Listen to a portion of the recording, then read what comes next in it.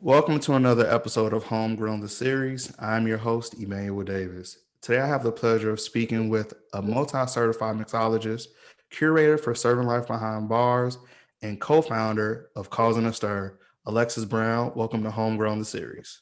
Thank you. Thank you for having me. I'm No so problem. excited to Welcome. chat with you today. I am too, and I'm hoping you don't get me drunk with the drinks that you made for me. Can't promise But that. No. But speaking of drunk days, I heard a story from many years ago about an experience you had with E&J and Pepsi. We're not going to talk about We're not gonna that. talk. That was the first We've all been there before. No, we have all been there. This was college days. This was the first time that I blacked out. Like I had a blacking out. It never Okay. happened again. So I learned my lesson, one and done. And I learned never to drink E&J and never to, yeah, we're going to leave it at that. Okay. Okay. Well, you did. I did mention this before. You made me a special cocktail. I Can you did. explain to the people what this is that I'm going to be sipping throughout this interview? So I didn't make I am so bad at coming up with names for cocktails, but the cocktail is a riff on like a Manhattan with some fall flavors. So we did a Cardamarero instead of using sweet vermouth, which would be traditionally used. Can I say that over? Go ahead. We are using Cardamarero, which is in the space of sweet vermouth. And instead of a rye or a bourbon whiskey, we're using a Scotch. So it is basically Scotch whiskey with an Amaro or a wine-based aperitif, which is the Cardamarero. And we added some peach bitters. And then you have that lovely garnish of a plum. And I have mine here. I don't have a garnish, but it is exquisite. I have some to spare if you want one. There you go. But you just said you're not good at creating names, but Yeah, I'm not good at naming cocktails. So who named your? I believe you won this competition through the wire cocktail. Mm-hmm. Who named that?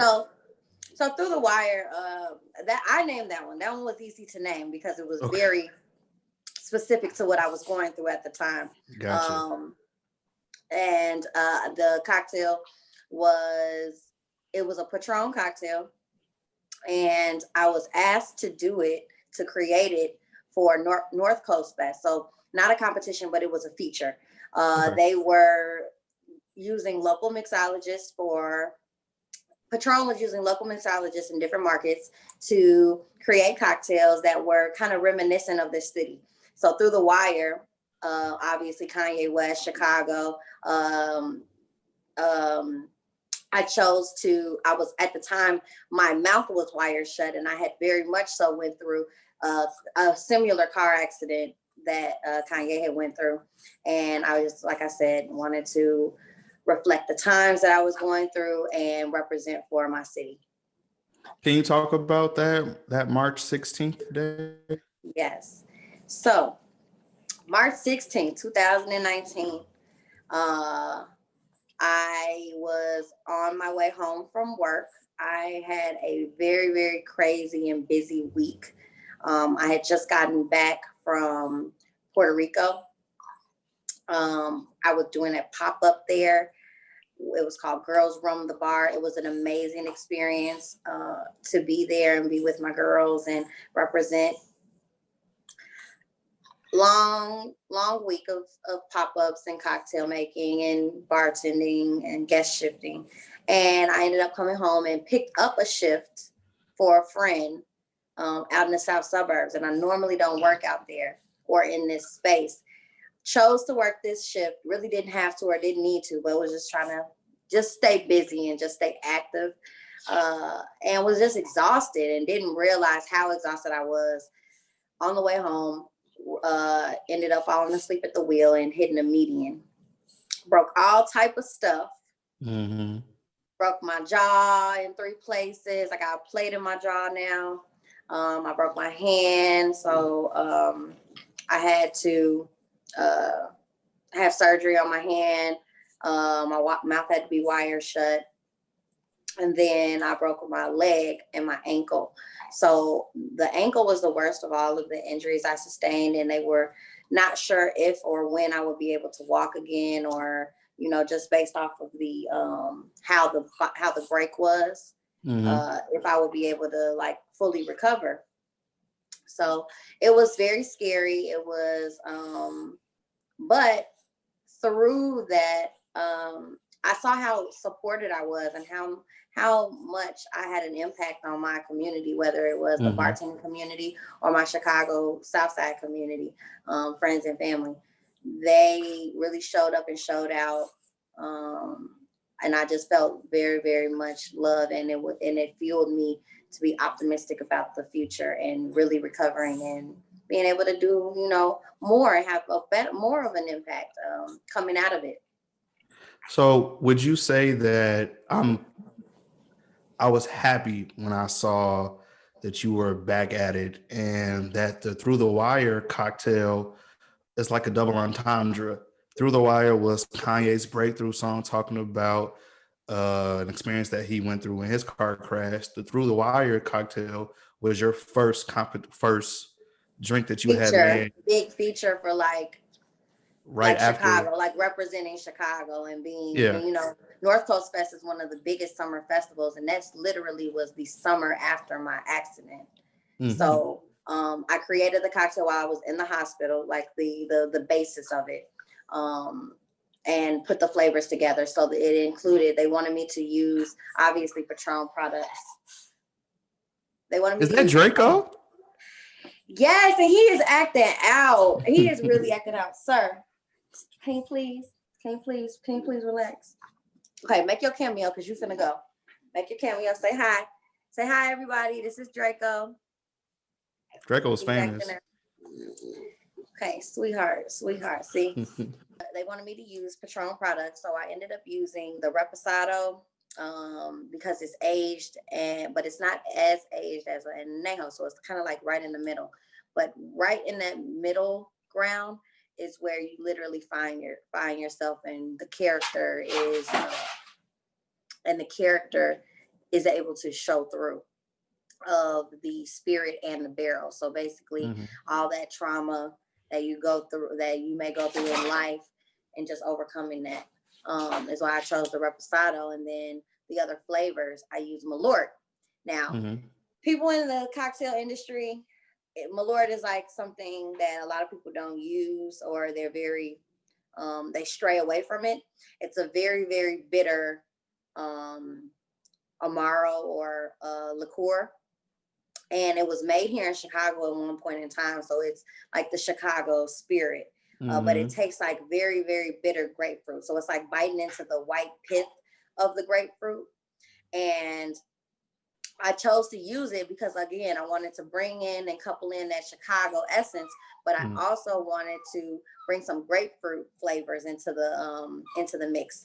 The cocktail itself is kind of, it's supposed to take the flavor profile of a Paloma, which is tequila and grapefruit soda.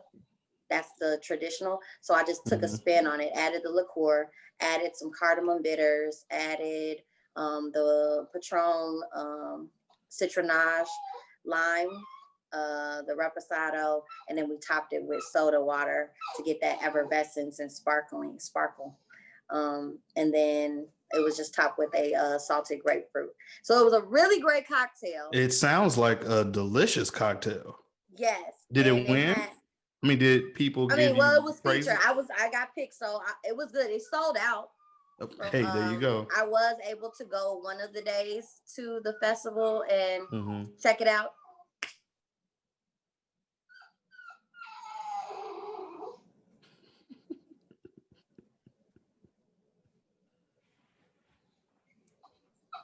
Bro, I know what I can do. I can put him outside. Hold on. Sorry. I'm going to put him outside. Sorry. It's cool. All right. All right. And we are back. All right. Sorry, y'all. My son don't know how to act right sometimes, and We you go know, we go take edit this. him out. Yeah. Go ahead. Can you talk about your love for hospitality and just being a mixologist? So, as you know, from high school days, I've Mm-hmm. always wanted to be a great host and entertainer. Um, I have a background in theater. Mm-hmm. I've always wanted to be an actress in some sorts and take on different characters. But when in hospitality, it was I was able to have my stage to entertain, and I was able to, bring people memorable experiences. I've always been about that. I always wanted to be the life of the party. I always wanted to be the person that really kind of creates the vibe. And Mm-hmm. hospitality, that's what it's all about. It's creating memories, experiences, and just being accommodating. So I think that in my spirit, just, I have great hospitality. I always strive Yeah. for that. So it was just natural for me to go into this realm. Like I said, the bar is like my stage. The liqueurs are my way of, showing my culinary art, Mm-hmm. and how I mix and bring flavors together and create profiles and beautiful cocktails. And then storytelling. Like I say, everything has intentionality and purpose. So I try to, that is my art. That's how I try to um, tell stories, tell my story, tell stories about where I come from, what I like to do, what I've noticed, what I've learned over my lifetime. So yeah. No, I agree with all of that. And when you say that your drinks are intentional, I've witnessed you create a cocktail before, and the way you just pull things like, oh, well, if it's a sunny day, let's add a little pineapple, but make sure that we're in the right season for pineapple. Let's add this wine base to this. Like, it's a beautiful thing watching you create liquor, watching you create cocktails. I mean, Mm-hmm. um, do you see yourself getting, is it one of those things that you can measure? Like, you can just think of different things and make a cocktail like on the fly, or did this take time for you to hone that skill? Well, no, it definitely took me time to get it right, Okay. and that's you only learn from experience. You only learn from doing. So constantly trying different things. I've opened my palette up to um, different profiles, like I say, in different flavors. And I'm able to kind of like go back in my head and my Rolodex and say, that would go good with this. Or I remember this tasted similar to this, and this is how this made me feel. So I'll pull this in over here. Um, so, it took time. It took time to get there, to understand balance. Because, like I say, it's like cooking. Correct. Even in making cocktails, you think about fat, acid, salt, all of these things when you're creating something that you want to be balanced. So it just takes time. Yeah, I had to learn. And you speak about your experience. You've worked at the Dearborn Tavern, the Drifter. You're currently working at Eder and River North. Have you pulled something from each of those different locations that you worked at? No, for sure, absolutely. I mean, I learned the most about elevated cocktails during my time at the aviary. Okay. I What is an sought elevated cocktail? elevated cocktail making. Okay. So the kind of molecular gastronomy, mixology is what I learned there, just on very high levels. Breaking down the chemical structures of fruits, vegetables, spirits. Well, not spirits, you're not breaking that down, but breaking down fruits and vegetables to create or infuse or bring together other components. So we play with a lot of ice. We play with a lot of reverse reverse. Hold on. I'm trying to think what the name of that thing is. Oh, I'm sorry. I drew a blank. I drew a blank It's okay. one. But it's basically when you reverse how you create the cellular structure, you're reversing it to make those like the little balls, like the gobo balls, jumbo balls. I know what you're talking about. Bubble balls. Yeah. So how they create the bubble balls, it's a chemical basically reaction between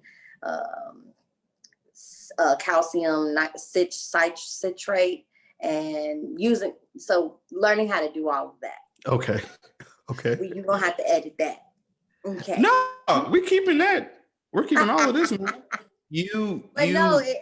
That's where I was introduced to those concepts and and seeing how you can bring together liqueurs and, like I say, spirits that you wouldn't normally use. For instance, like the Cardamarero or like different Amaros or sherry wines, and how you can incorporate wine-based spirits into cocktail making, and where, again, balance, because there's so many components and so many variables in these things.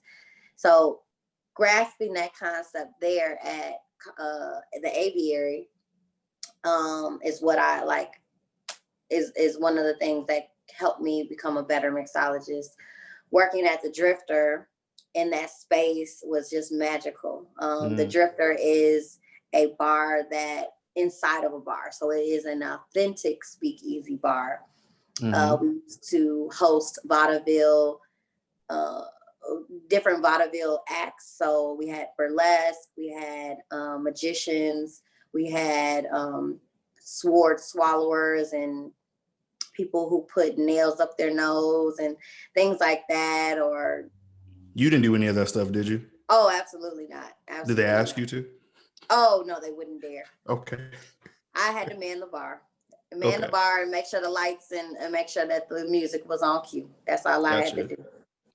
But that space really let me know, or cued me into being creative. Our menu came on tarot cards. Okay. And the types of cocktails that we did, although they were intricate in a way, they were easy to execute. I learned ease of execute, high volume, because it was a high volume space that was very tight and small, and so we had to turn cocktails over. We can't have wait times.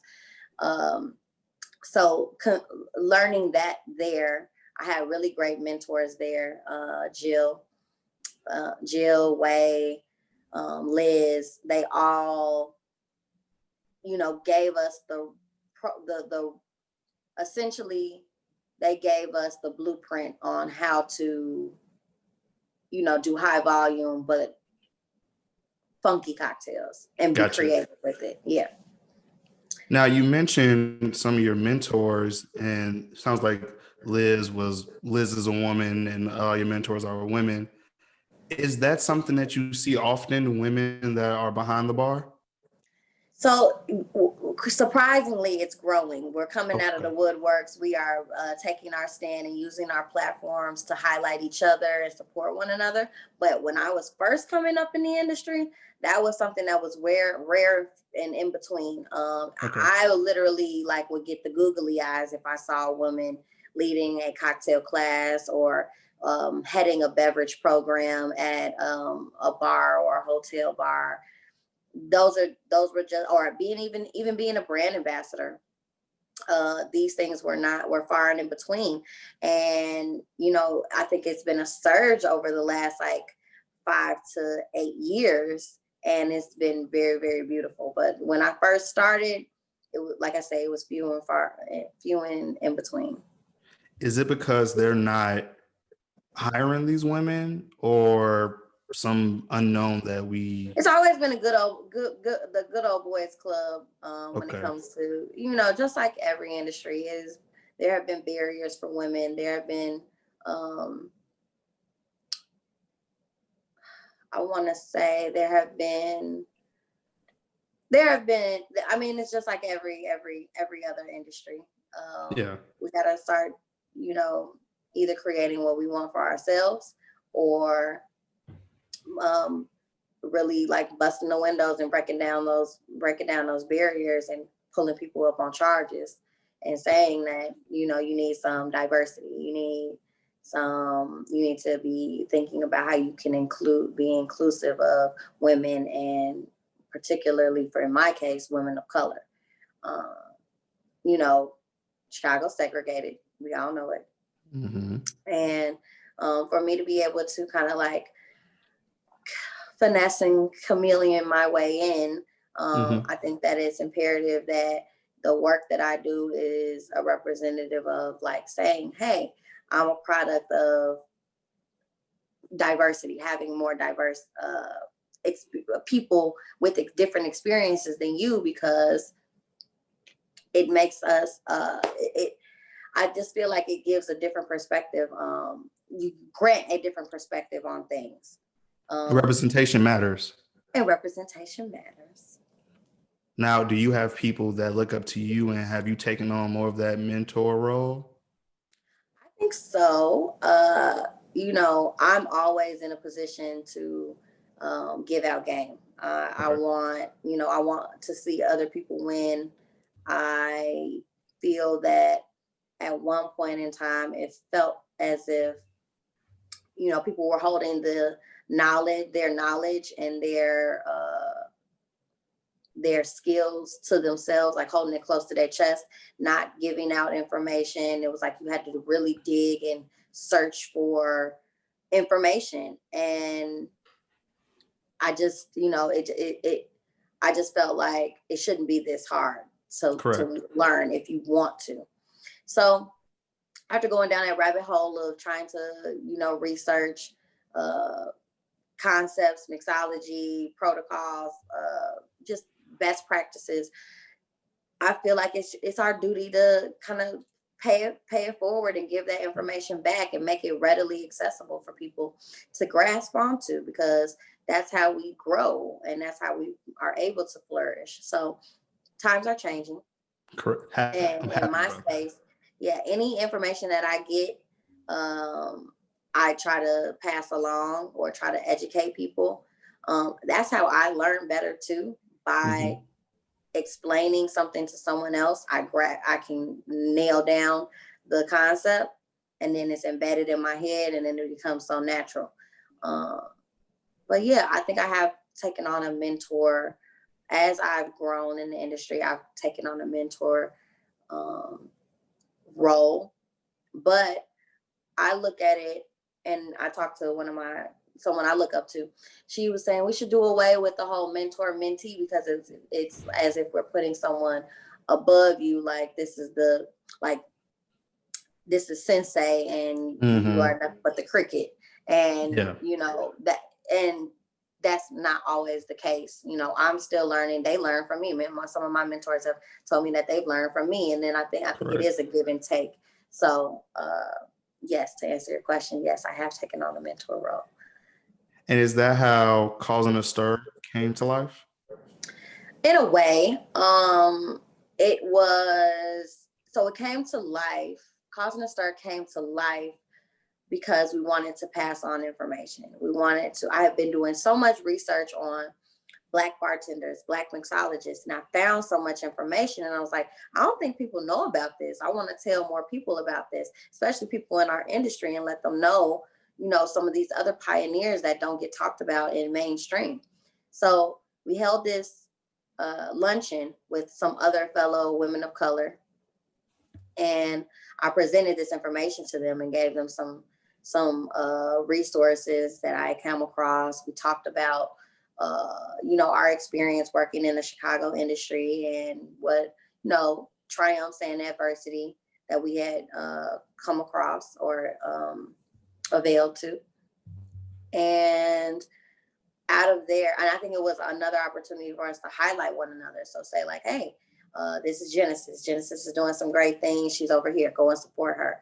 Hey, this is Samantha. Samantha is not from here. She's looking for some opportunities. So if you hear about some, pass them along to her. it was just a good space for us to network and get to know one another and support one another, and then share resources. From there, it has grown to becoming a nonprofit organization where we basically give back and hold hospitality classes and make this created a curriculum where, like I said, this information and these people are embedded into it, and a different perspective, have a different perspective on the industry and how it's grown and where it was built off Dope. of. That just looking at your story, I know that you've traveled the world spreading the knowledge about Black mixologists, Black female mixologists. Can you talk about how the things that are in this glass have allowed you the opportunity to travel the world? Man, first of all, Patron was the first brand that gave me the opportunity to see a distillery, Okay. see how the raw materials are harvested and how they're turned and changed. So I was blessed to go to Mexico. I've been blessed to go to Cognac. I've been blessed to,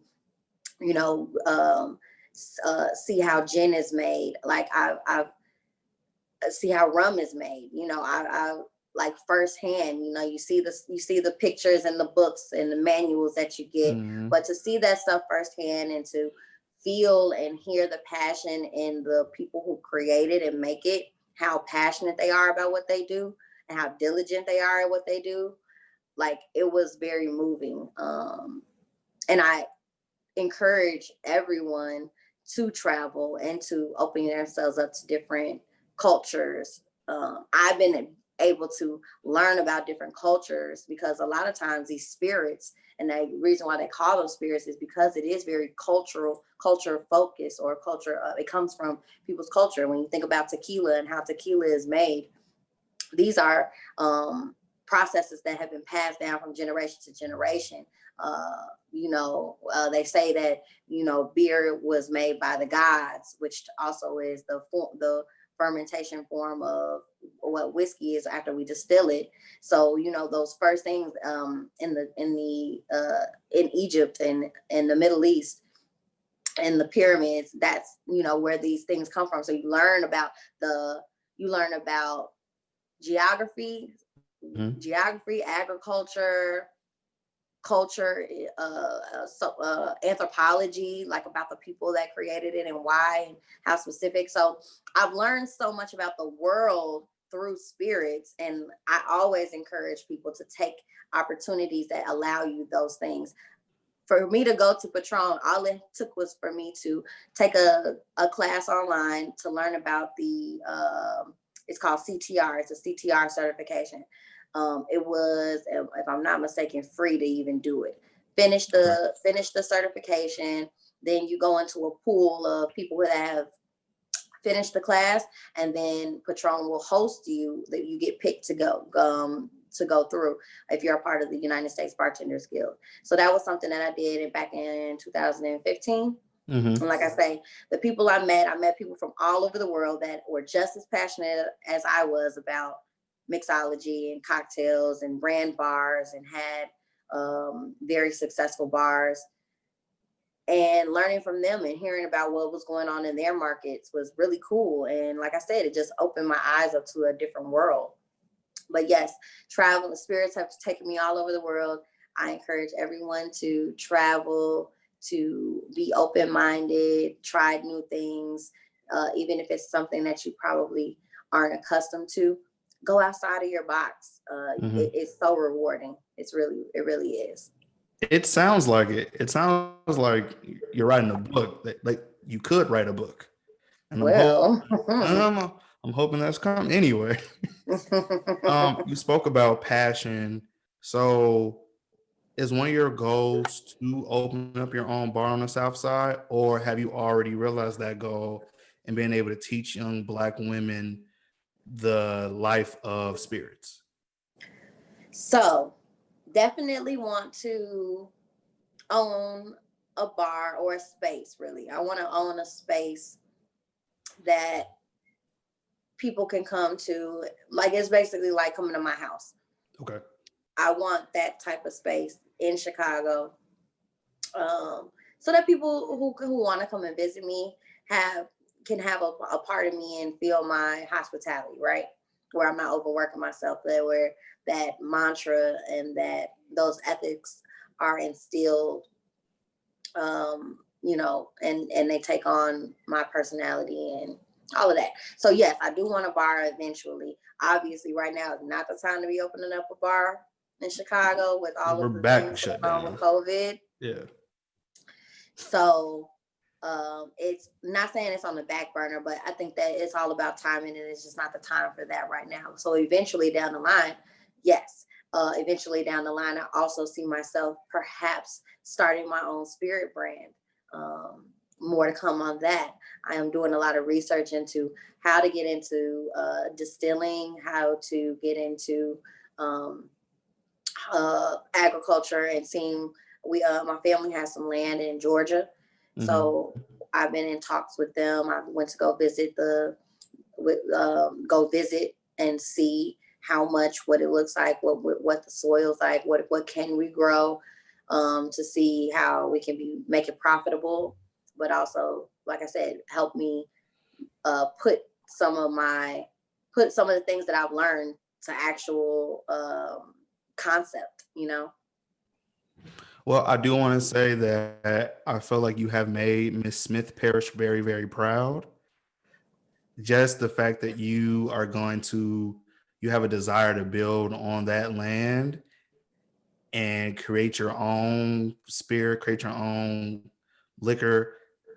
I know she would be very, very proud of you. Yes. I Yes. will. They're proud of me, and they are encouraging me to, follow my dreams and not think small, or not think that it's out of reach. So like I said, timing is everything, and I Mhm. am, taking the time to do the proper research, build the proper teams, because that's something that I learned, um, through going through causing a stir, that as much as we want something, when it's not right, it or when the right when you don't have the right ingredients, you can spoil the batch. So we want to keep Mhm. the vision. We want to keep the vision alive. I want to make sure that I'm putting, like I said, building the proper teams, and making sure that the people that are a part of this new venture are just as able and willing to put the necessary work ethic in, Mhm. and be diligent with it. Absolutely. You gotta have a good team with you. Got Yes. you We have we to have a have good we team. have done a lot of with causing the stir. We have done a lot of transitioning. We have done a lot. We have had a lot of missteps. We have bumped our heads, fallen down, scraped our knees so many different times with the Mhm. team, and that's when you know that it takes a little bit more than just having the vision. You got to put the work in too. Correct. And it's And all part of the journey. yes. It's definitely all part of the journey.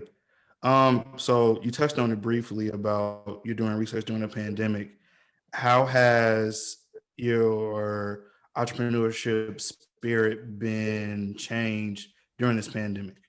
Honey, it's time to pivot. You got to pivot in these times and days and Yeah. ages. And I think this is when it's like survival, right? You got to get innovative with how you are going to survive in these times, That is so because because some things are out of our hands, and I've always been one to, be able to ebb and flow and be flexible. So in this time, it's actually um, I've actually had a chance to use my talents in different ways in this good. Okay. digital world now. So I've done a lot of digital things. I've done a lot of consulting, consulting and helping people um, fine tune their projects that they're working on, or add a different perspective into what they're already working on. I've been able to write a little bit. I am writing a book. It's more of a memoir talking about how hospitality is so closely related to humanity and how it shapes humanity in a way. And if we all have the spirit or have characteristics or be mindful of other people and being human to one another and being more empathy, yes, having more empathy for one another in this world, how we can change it from that standpoint. So talking about my journey in hospitality, highlighting a few featured cocktails, competition cocktails that I've submitted, and just telling the stories behind them. So that should be coming out. I'm not gonna say when, because it's still a work in progress. And then that was something that I learned during this time too. And like I said, about timing and pivoting. What I thought I could get done in a month, the reality was that is not true. And it was something new that I was doing. So not being, I want to tell people this about entrepreneurship. Don't ever get discouraged when something doesn't go the way that you thought it should go. You know what I'm saying? Sometimes it could be, like, again, I'm gonna keep talking about timing, because timing, it ain't on our time sometimes. It's on God's time. Absolutely. Right? If you think even about my accident, it wasn't my time.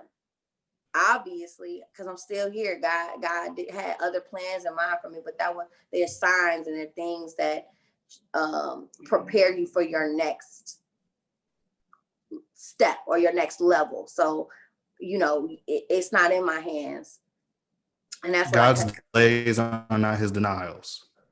Boom. Boom. No, for real. I mean, that's so true. Yeah. Because, like I said, I got discouraged because I was like, man, I wanted my book to come out for the holidays and I wanted it to be this and this and that. And I thought it was so perfect. And it was like, no, take your time with it. Mm-hmm. You might want to add some things. You might want to tweak some things. Who knows what's going to happen to you over the next few months? Who knows what's going to happen to you over the next year with everything changing so much? So hold off, just wait. Don't be so thirsty, So I'm just collecting my stories, making sure that my stories are fluid, making sure that I have amazing visuals to go with them. And I'm going to take my time with it. But it is something that is in the works. It's something that I want to share with everyone and hopefully motivate and inspire people to be a little more empathetic and to just pay more attention to the things and people around them, if that makes sense. Yeah. That makes sense. Will you have a chapter about your boxing life? I have to, because bartender boxing is what also elevated me and had me go to Cazadores. I was able to go to Mexico again and see how different brands do things differently. Mm-hmm. But yes, Cazadores is definitely a part of my journey. They called me Baeweather. I made a cocktail called Baeweather for the thing, because I was BAE weather. What was in Baeweather?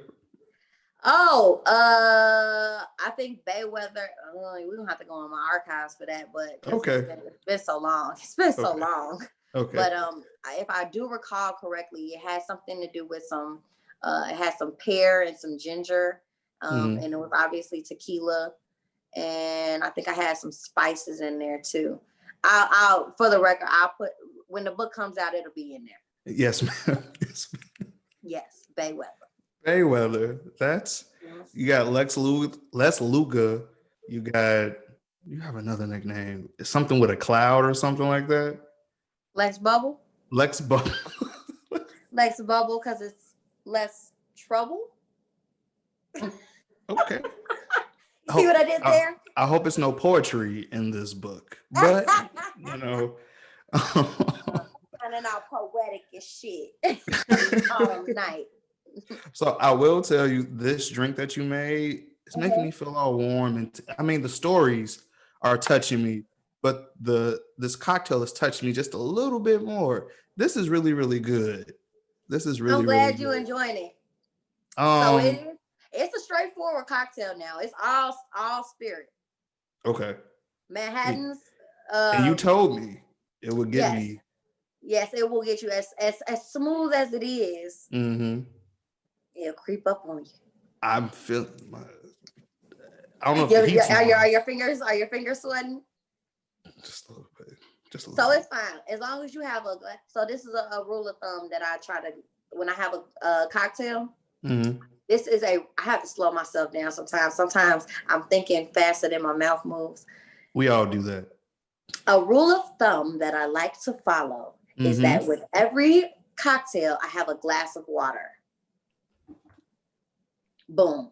Boom. That way, now obviously your blood alcohol content it's not going to change. If you consume 3 ounces or more of alcohol in an hour, your blood Mhm. alcohol is going to be what it's going to be. But Okay. it will your metabolism and everything will slow it down and burn it down. So I always recommend having a glass of water with every cocktail and making sure that making sure that you're going back and forth between Balance. between balance. Balance. So I am currently making a wet bar for my house. What are Okay. some of the essentials that you need to for a wet bar? You'd be like, this is nice. What would impress you? Ooh. Okay. So this is my thing. Hmm. It's your home. You are hosting. So Okay. you create it for what you know your guests will have. Now, I think that a good home mixologist has diversity amongst his bar. Okay. Just no straight You tequila. I gotta have everything.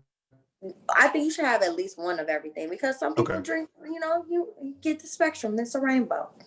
You want a vodka, you want a tequila, you want a rum. And then rum, it gets a little rum is such a uh like vast category because you have different types of Mm-hmm. rum.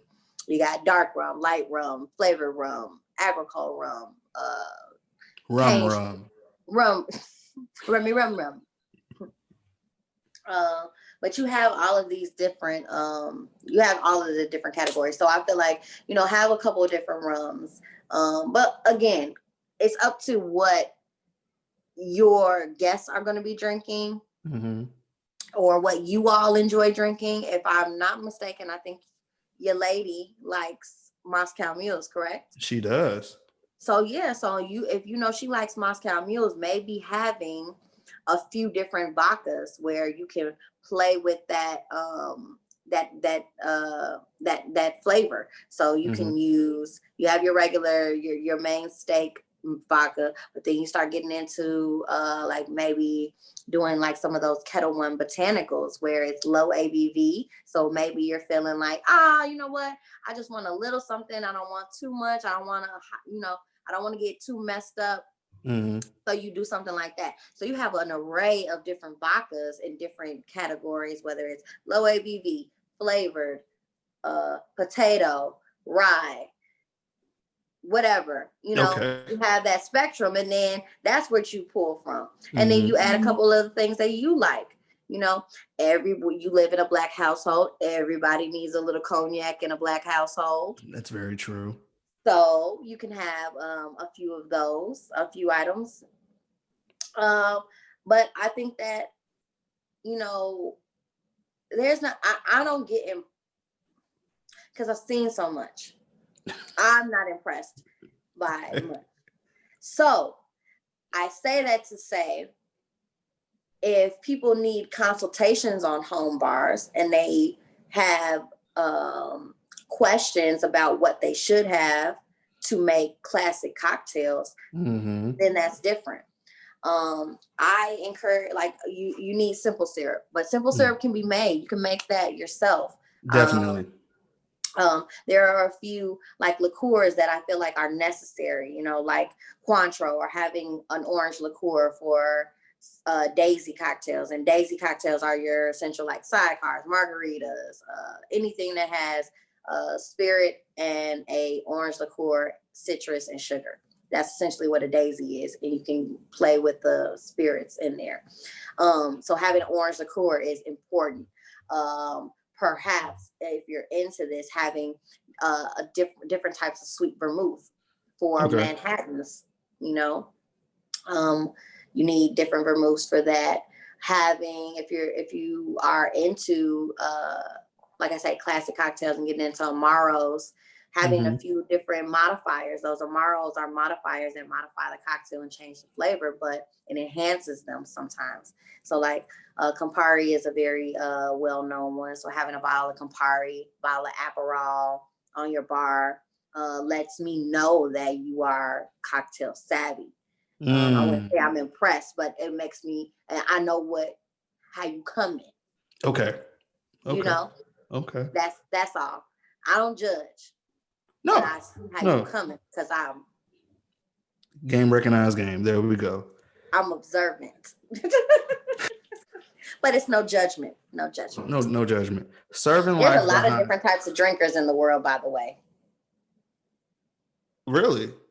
Yeah, you got people who just like shit straightforward. They don't want all that. They don't want no extra sugar. They don't need no citrus. They don't need no fruit. They just want what they like, what they drink. They just want it just like that, straight out the bottle. You got some people that are like, I need something else with this. Please pour me some Coke, Sprite, soda, tonics, something. I need something in it. Lemonade. E&J with Pepsi. R.I.P. R.I.P. to that.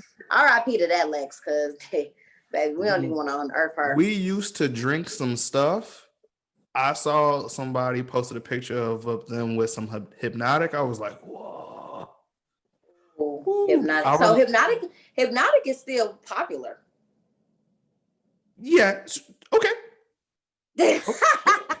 Okay. I mean, I honestly, personally, am not making cocktails with Hypnotic. But some places on the South Side, honey, they still using it. What is it? The Green Goblin, I think, or what was Incredible Hulk. Incredible Hulk. Yeah. Yeah, those were the days. Speaking of that, rap culture kind of dictates everything and what is cool and what is trendy. How important is it to have Drake or Jay-Z endorsing your product, your spirit? Well, it's always helpful. It always is helpful. But I don't think that it is. I don't think that it's imperative to, because if you have a good product, if you have a quality product, it's going to do what it's going to do. Look at Tito's.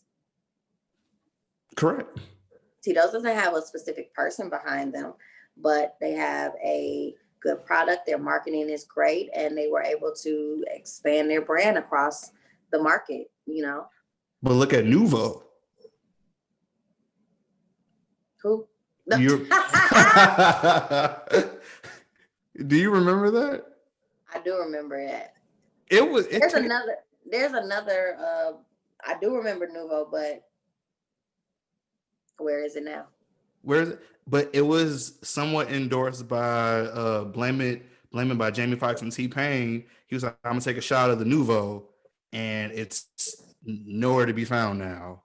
Yeah, that's what I'm saying. So I think that having a good quality product is what matters first. It don't matter comes first. It doesn't matter who is endorsing it. Just like some other stuff. Yeah, I was gonna get into politics, but we're not gonna go there. We don't have to. Let's not go there.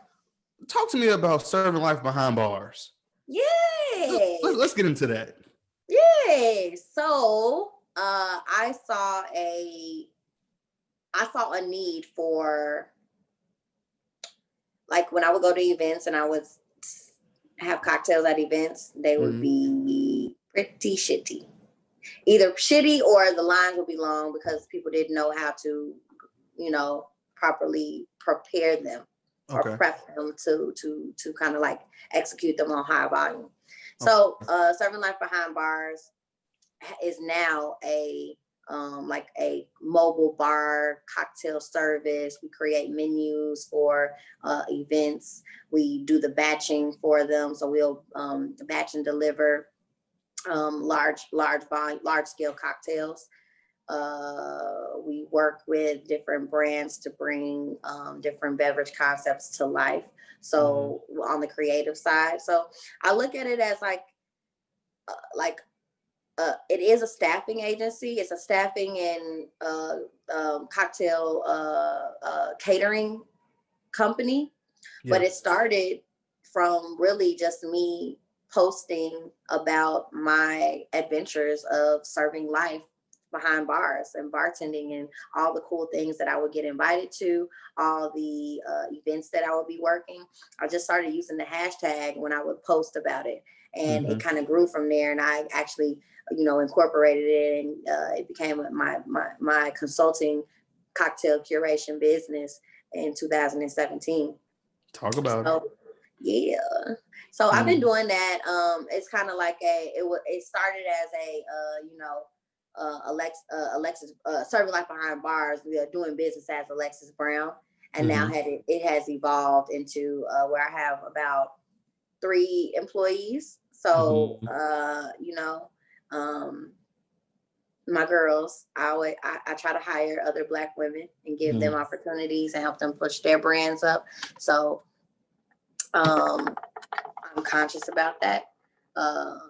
Like who I give my opportunities to, and expose people to new things. But it's my way of like bringing people up and showing them what I've learned, and You're giving back in so many different ways. 10 plus years in the game now. 10 plus years in the game. 10 plus years. Where do you see life behind bars? Like, what is the end goal for life behind bars? Serving life behind bars.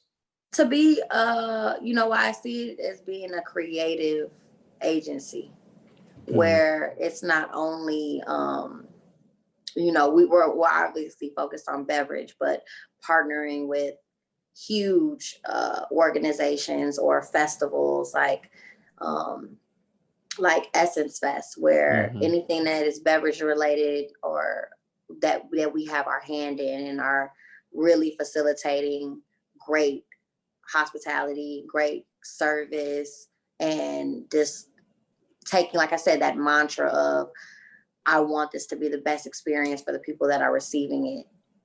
And like I said, pulling people from all over the world to be a part of that. That's what I see. Yeah. Okay. Well, you're on your way. Thank you for taking the time. I apologize to Draco for him having to be put outside. I wish that's why I keep looking over to the right, because I really wish I could see him staring at me, how he's looking at me right now. He is like, oh, I'm gonna test something up. He is so upset that he's on timeout right now. You tell me what treat he like, and I'll take him out one day and give him the treats that he really likes for being a good boy. All right. Lex, thank you so much for this. This has been another episode of HomeGrown The Series. Happy New Year. This is the last episode of December. Last episode of 2020. We made it. We made it. We made it. Let's cheers to 2021. Cheers to 2021. Cheers to 2021.